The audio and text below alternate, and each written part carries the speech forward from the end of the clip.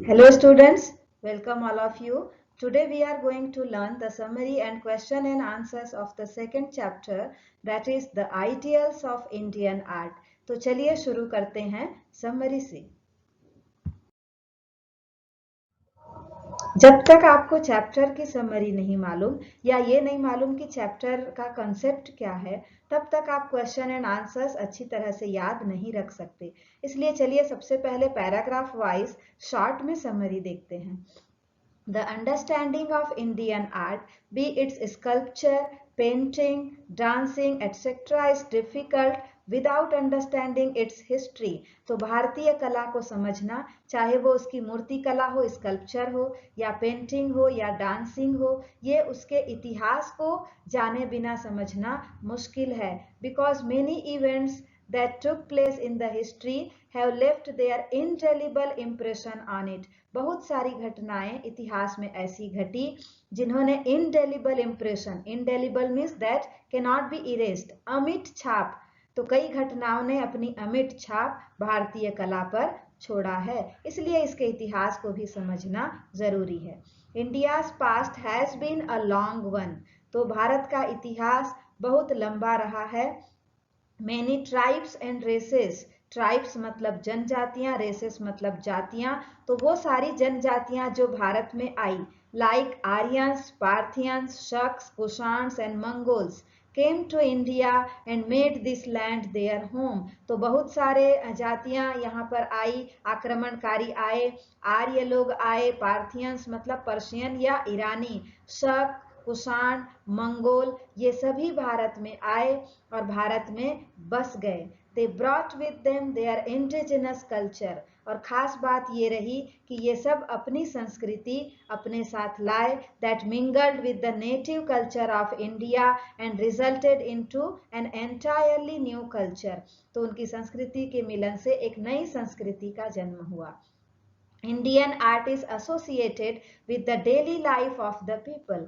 भारतीय कला की जो अगली विशेषता है वो ये है कि ये हमारे रोजमर्रा की जिंदगी से जुड़ी हुई है। ब्यूटीफुल रंगोली डिजाइंस, जो रंगोली डिजाइंस यहाँ बनाई जाती है। वेरीगेटेड पॉट्स मतलब वेरीगेटेड कलरफुल, बर्तनों पर जो नक्काशी की जाती है। गार्लैंड्स, माला, जो भगवान को चढ़ाने के लिए बहुत सुंदर तरीके से सजाई जाती है। साड़ीज एंड ऑर्नामेंट्स, यहाँ की साड़ियों की वेराइटीज और ज्वेलरीज, आभूषणों की जितनी वेराइटी यहाँ है पूरी दुनिया में कहीं पर भी नहीं मिलती। डांस, फेस्टिवल्स, टेम्पल्स, तो यहाँ के डांस, यहाँ के पर्व, मंदिरों की वास्तुकला, they all bring art close to the daily life. ये सारी चीजें भारतीय कला को डेली लाइफ के बहुत नजदीक रखती है, जिसको हमारे जीवन से निकाल पाना मुश्किल है। Indian art is truly national in its widest and deepest sense. भारतीय कला की जो अगली विशेषता है वो इट इज ट्रूली नेशनल, ये पूरी तरह से राष्ट्र को समर्पित है। In its widest and deepest, अगर बहुत गहराई में हम जाएं तो हमें ये समझ में आएगा कि ये it is never individual accomplishment. Individual मतलब व्यक्तिगत, अकॉम्प्लिशमेंट मतलब अचीवमेंट या उपलब्धि। तो भारतीय कला कभी भी व्यक्तिगत उपलब्धियों का प्रदर्शन नहीं है। एंड पर्सनल इडियोसिंक्रेसीज, इडियोसिंक्रेसी मतलब किसी के व्यवहार की ऐसी कोई विशेषता जो दूसरों में नहीं होती। तो भारतीय कला कभी भी किसी व्यक्ति विशेष के भावनाओं का प्रदर्शन नहीं करती। भारतीय कला की जो अगली विशेषता है that is the anonymity of Indian artist और आर्किटेक्ट्स। तो कलाकार हमेशा गुमनाम होते हैं। स्क्रीन पर आप देख सकते हैं लेफ्ट साइड में नीचे अजंता की गुफाओं की पेंटिंग्स आपको दिखाई दे रही है। उसके बाद भगवान बुद्ध की मेडिटेशन वाली मूर्ति है और ऊपर में नटराज शिव की डांसिंग मूर्ति दिखाई दे रही है। तो इनके जो कलाकार हैं, द आर्किटेक्ट ऑफ अजंता, बाघ, सीतावंशल एंड कांचीपुरम। तो अजंता की गुफाओं में जिन्होंने चित्र बनाए, बाघ की गुफा ये एमपी में है, Sittanavasal and Kanchipuram caves are in Tamil Nadu.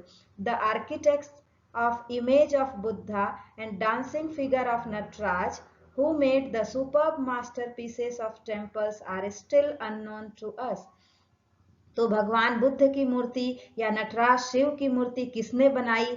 किसने मंदिरों में सुपर्ब मास्टरपीसेस बनाए? मास्टरपीस मतलब होता है श्रेष्ठ कलाकृति। They are still unknown to us, हम अभी तक उनका नाम नहीं जानते। These questions though very important are meaningless in Indian context.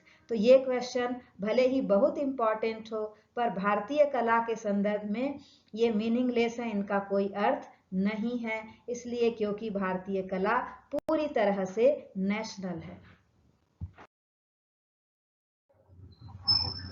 भारतीय कला की एक और विशेषता है the abundance of human figures. मंदिरों में सबसे ज्यादा इंसानों के चित्र बनाए गए हैं।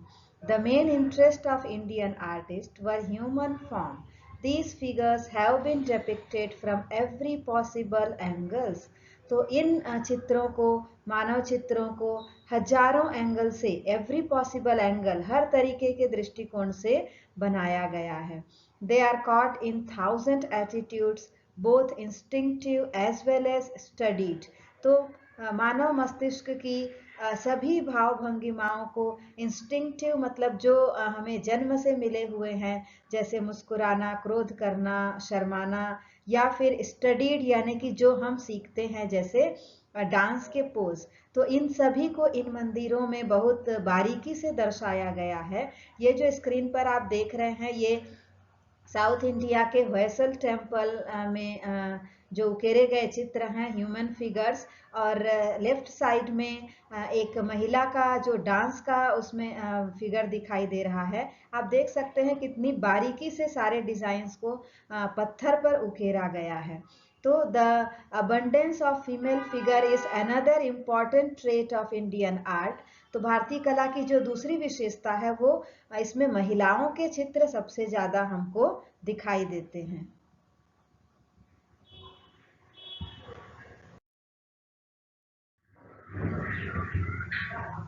Indian art has a peculiar genius to assimilate and absorb foreign elements. तो भारतीय कला की एक और जो विलक्षण विशेषता है वो है एसिमिलेट एंड एब्सॉर्ब। एसिमिलेट मतलब मिला लेना, अपने आप में समाहित कर लेना। फॉरेन एलिमेंट्स, विदेशी तत्वों को, जो विदेशी लोग भारत में आए उनकी संस्कृति को हमारी संस्कृति ने अपने आप में एब्सॉर्ब कर लिया। This process has been a long one starting from the Vedic age to medieval period. और ये विदेशी तत्वों को अपने आप में जो मिलाने की प्रक्रिया है ये बहुत लंबे समय तक चली।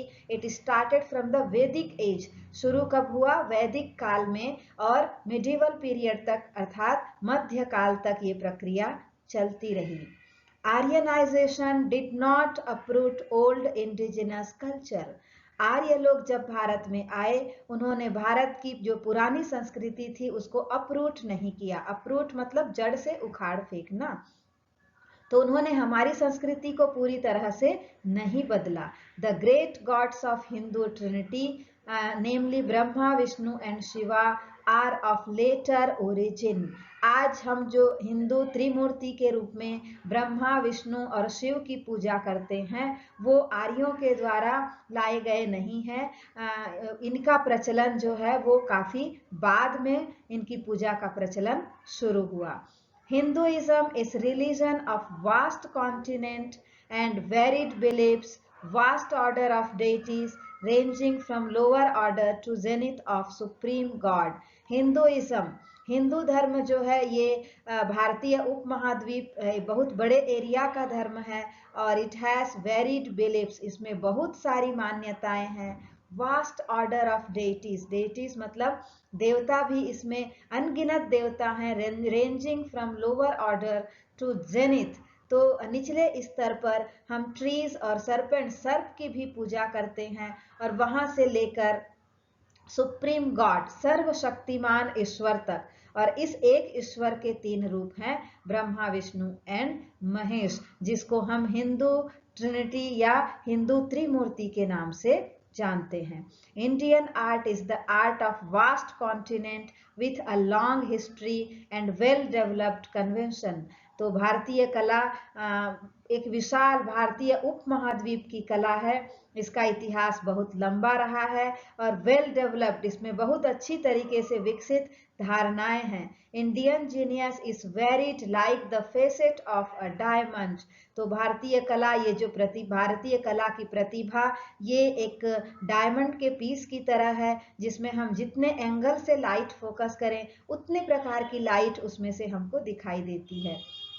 It's character and qualities are limitless. इसलिए भारतीय कला की विशेषताओं को, उसके गुणों को कुछ बिंदुओं में समेटना संभव नहीं है। इट इज लिमिटलेस, ये असीमित है। As the ideals that shaped it, इसलिए क्योंकि वो आइडियल्स, वो आदर्श जिन्होंने इस पर प्रभाव डाला या इसको आकार दिया, and the qualities it developed, और वो गुण जो इसमें विकसित हुए, दोनों ही विविध हैं, बहुत सारे हैं। इसलिए भारतीय कला को सीमित रूप से कह पाना मुश्किल है।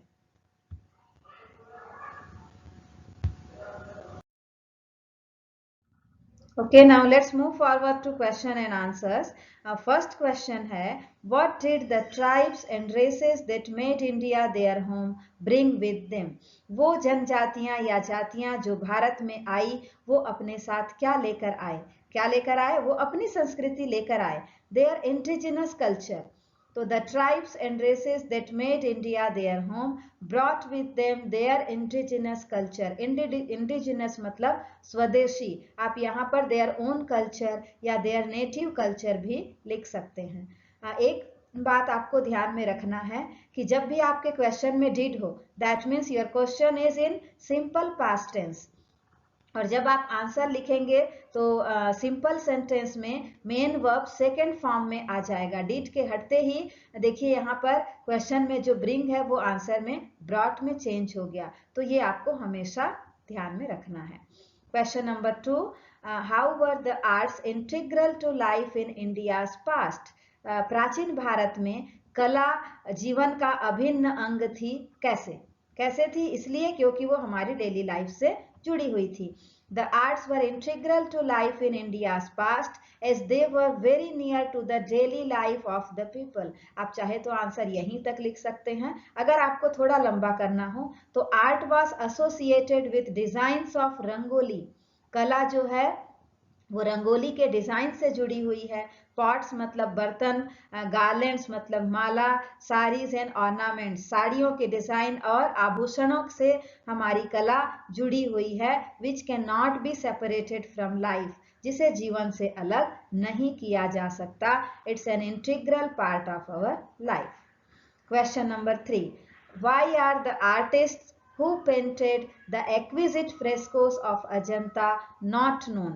वो कलाकार जिन्होंने अजंता की मूर्तियां बनाई या एक्विजिट फ्रेस्कोस, एक्विजिट मतलब होता है बहुत सुंदर, फ्रेस्कोस मतलब उकेरे गए चित्र। तो जो जिन्होंने अजंता की गुफाओं में चित्र बनाए हैं, दे आर नॉट नोन, हम उनका नाम नहीं जानते, वो गुमनाम है। क्यों?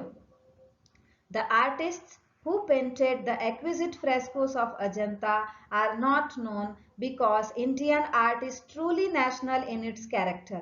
भारतीय कला पूरी तरह से राष्ट्र को समर्पित है। ये कलाकार की व्यक्तिगत भावनाओं का प्रदर्शन नहीं करती। The artists were only voicing, ये कलाकार सिर्फ आवाज दे रहे थे। The visions and ideals of nation, पूरे राष्ट्र के विजन मतलब दृष्टिकोण को, या आइडियल्स मतलब विचार या आदर्श को, तो पूरे देश की भावनाओं का वो प्रदर्शन कर रहे थे। There is nothing personal in it, इसमें व्यक्तिगत कुछ भी नहीं है।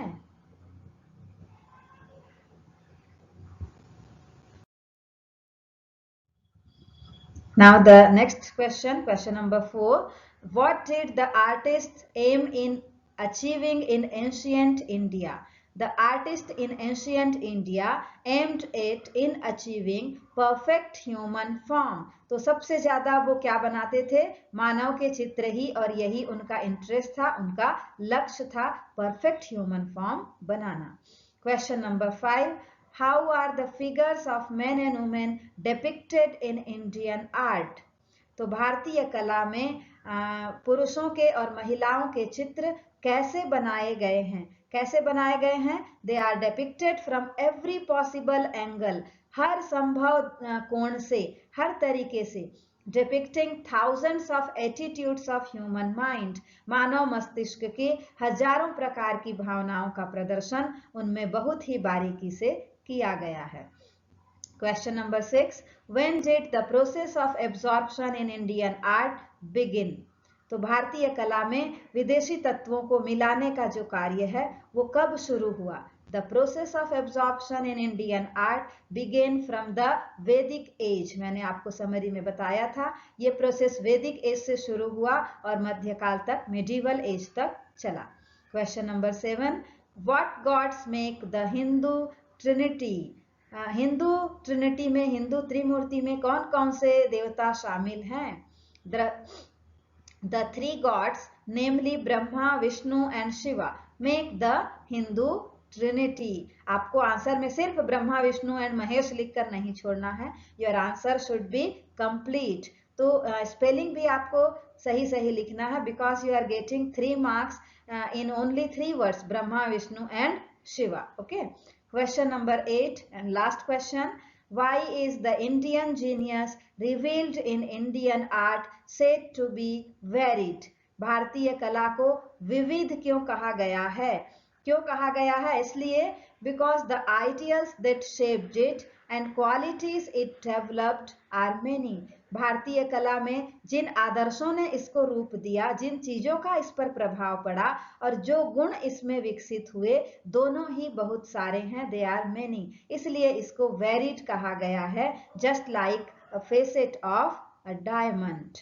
Okay, question answer, it is just an idea.